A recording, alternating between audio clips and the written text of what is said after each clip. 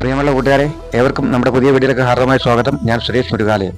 കൂട്ടുകാരെ, ഇന്ന് നമ്മൾ ചെയ്യുന്ന വീഡിയോ വഴുതനങ്ങ കൊണ്ട് നമ്മുടെ ചോറിനും ചപ്പാത്തിക്കും അപ്പത്തിനുമൊക്കെ കൂട്ട് കഴിക്കാൻ പറ്റുന്ന ഒരു വിഭവമാണ്.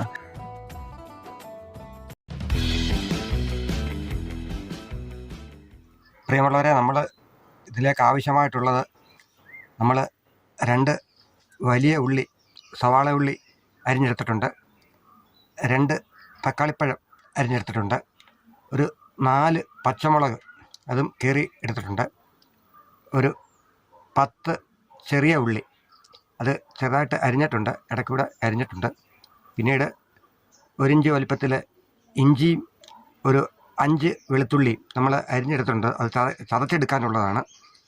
ഇത്രയുമാണ് നമുക്ക് വേണ്ടത്. ഇനി നമുക്ക് തേങ്ങ തിരുമ്മിയെടുക്കണം. പിന്നീട് നമ്മൾ ഇതിലേക്ക് ഉപയോഗിക്കുന്ന വഴുതനങ്ങയും. പ്രിയമുള്ള കൂട്ടുകാരെ, നമ്മളത് വഴുതനങ്ങ ഇതുപോലെയാണ് അരിഞ്ഞെടുത്തിരിക്കുന്നത്. ചെറിയ വഴുതനങ്ങയാണ് കേട്ടോ. നമ്മൾ ഇതിലേക്ക് അല്പം മഞ്ഞപ്പൊടി ഇട്ട് കൊടുക്കുകയാണ്.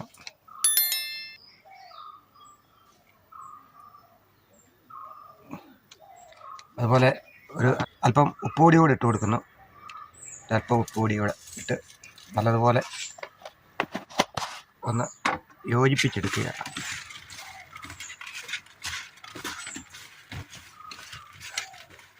നമ്മൾ യോജിപ്പിച്ചെടുത്തിട്ടുണ്ട്.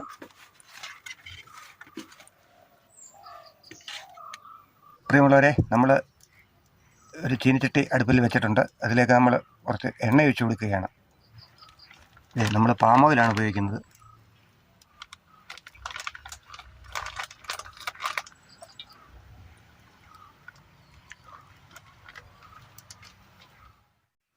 കൂട്ടുകാരെ, എണ്ണ ചൂടായിട്ടുണ്ട്. അതിലേക്ക് നമ്മൾ മുൻപ് മഞ്ഞളും ഉപ്പും ചേർത്ത് വെച്ചിരുന്ന വഴുതനങ്ങ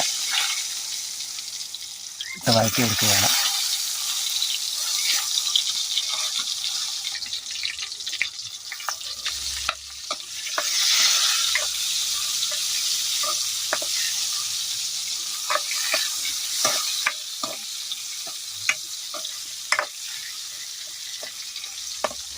കൂട്ടുകാരെ, വഴുതനങ്ങ നല്ലതുപോലെ വഴന്നു വന്നിട്ടുണ്ട്. ഒരു ചെറിയ വേവായിട്ടുണ്ട്.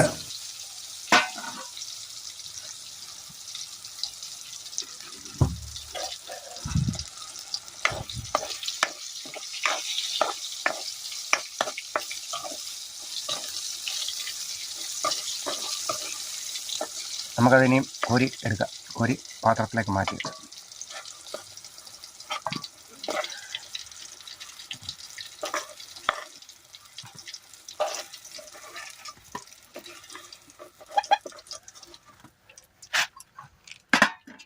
ആ എണ്ണയിലേക്ക് തന്നെ നമ്മൾ വലിയ ഉള്ളി ഇട്ട് കൊടുക്കുകയാണ്. കൂടെ നമ്മൾ ഇഞ്ചി വെളുത്തുള്ളി ചതച്ചിട്ടുണ്ട്. അത് കൂടെ നമ്മൾ ചെറിയ ഉള്ളിയോടെ വഴറ്റുക.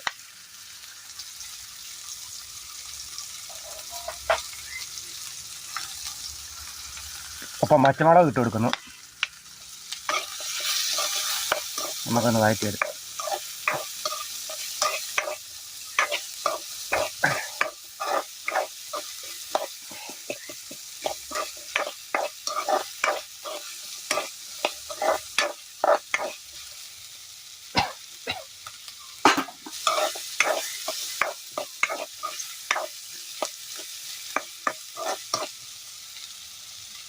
കൂട്ടുകാരെ, അതിലേക്ക് നമ്മൾ അരിഞ്ഞു വെച്ചിരിക്കുന്ന തക്കാളി കൂടെ ഇട്ട് വഴറ്റുകയാണ്. നമ്മുടെ ഉള്ളിയൊക്കെ വഴന്നു വന്നിട്ടുണ്ട്. അതിലൂടെ തക്കാളി, കുറച്ച് കറിവേപ്പില ഇട്ട് കൊടുക്കുകയാണ്.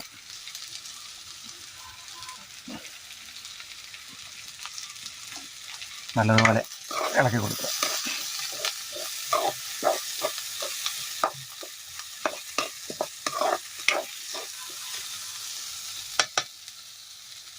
ഇതിലേക്ക് നമുക്കിനി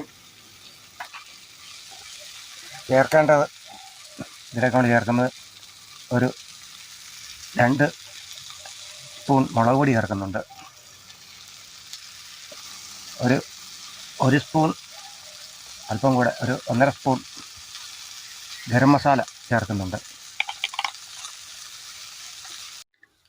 ഇനി നമുക്ക് ഇതിലേക്ക് ആവശ്യത്തിന് വെള്ളം ഒഴിച്ചു കൊടുക്കാം.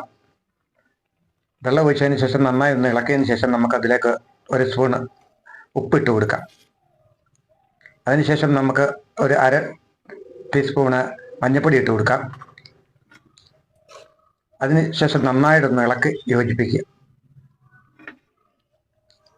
പിന്നീട് നമ്മൾ എടുത്തു വച്ചിരിക്കുന്ന ഒരു നെല്ലിക്ക വലിപ്പത്തിൽ പിഴുപുളി എടുത്തിട്ടുണ്ടായിരുന്നു. അത് പിഴിഞ്ഞ് വെള്ളം നമ്മൾ ഒഴിച്ചു കൊടുക്കുകയാണ്. ശേഷവും നല്ലതുപോലെ ഒന്ന് ഇളക്കി യോജിപ്പിക്കുക. ശേഷം നമ്മൾ നേരത്തെ അരിഞ്ഞ് വെച്ചിരിക്കുന്ന വഴറ്റി വെച്ചിരുന്ന വഴുതനങ്ങ നമുക്ക് ഇതിലേക്ക് ഇട്ട് കൊടുക്കാം. നല്ലതുപോലെ ഇളക്കി യോജിപ്പിച്ച് കൊടുക്കാം. അല്പം കൂടി നമുക്ക് ഇതിലേക്ക് വെള്ളം ഒഴിച്ചു കൊടുക്കാം. അത് വേഗത്തക്ക രീതിയിലുള്ള വെള്ളം നമുക്ക് വെച്ച് കൊടുക്കാം. ശേഷം അല്പം കറിവേപ്പില കൂടെ നമ്മൾ ഇതിൻ്റെ മുകളിലോട്ട് ഇട്ട് കൊടുക്കുകയാണ്. പിന്നീട് നമ്മൾ ഒരു അടപ്പ് വെച്ച് ഇത് മൂടി വെച്ച് വേവിച്ചെടുക്കുകയാണ്. അല്പസമയത്തിന് ശേഷം നമ്മൾ ആ മൂടി തുറന്ന് ഒന്ന് ഇളക്കി യോജിപ്പിക്കുക. നമ്മുടെ വഴുതനങ്ങായും മറ്റുള്ള കഷ്ണങ്ങളും എല്ലാം വെന്തോ എന്നുള്ളത് നോക്കുക. അതിനുശേഷം നമ്മൾ തേങ്ങാപ്പാൽ ചിരകി വെച്ചിരുന്ന തേങ്ങാപ്പാൽ ഒഴിക്കുകയാണ്. തേങ്ങ തിരുമുന്ന വീഡിയോ നമ്മൾ ചെയ്തില്ല.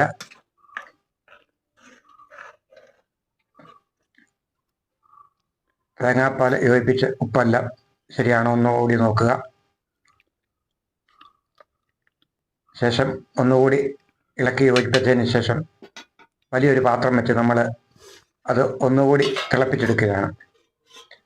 അതായത് തേങ്ങാപ്പാലെല്ലാം വേഗത്തക്ക രീതിയിൽ അരപ്പുമെല്ലാം വേഗത്തക്ക രീതിയിൽ ഒന്നുകൂടി തിളപ്പിച്ച് എടുത്തതിന് ശേഷം നമ്മളത് മാറ്റി വയ്ക്കുകയാണ്. ഇതിനുശേഷം നമ്മൾ ആ തീയിലേക്ക് തന്നെ മറ്റൊരു ചീനിച്ചട്ടി വെച്ച് അതിലേക്ക് നമ്മൾ കടുക് വറുക്കുന്നതിനായിട്ട് ഒരു 1.5 സ്പൂണ് എണ്ണ ഒഴിച്ചു കൊടുക്കുക. നിങ്ങളുടെ ആവശ്യത്തിന് എണ്ണ ഉപയോഗിക്കുക. എണ്ണ ചൂടായതിനു ശേഷം നമ്മൾ കടുക് ഇട്ട് കൊടുക്കുകയാണ്.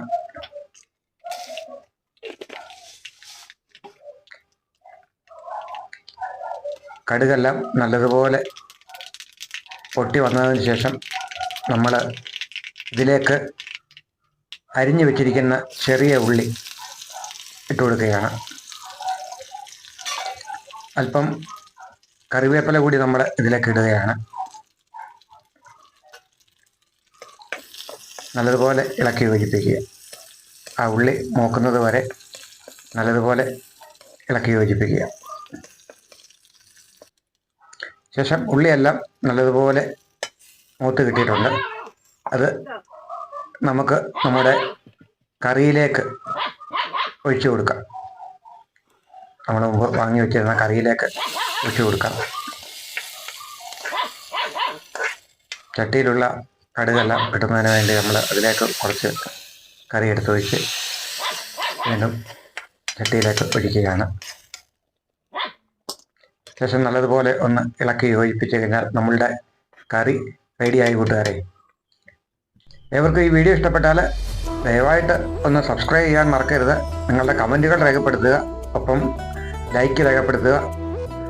ആ ഹൈപ്പ് ബട്ടൺ കൂടെ ഒന്ന് പ്രസ് ചെയ്ത് നമുക്ക് സപ്പോർട്ട് തരാനായിട്ട് ശ്രമിക്കുക. ഏവർക്കും ഒരിക്കൽ കൂടി നന്ദി, നമസ്കാരം.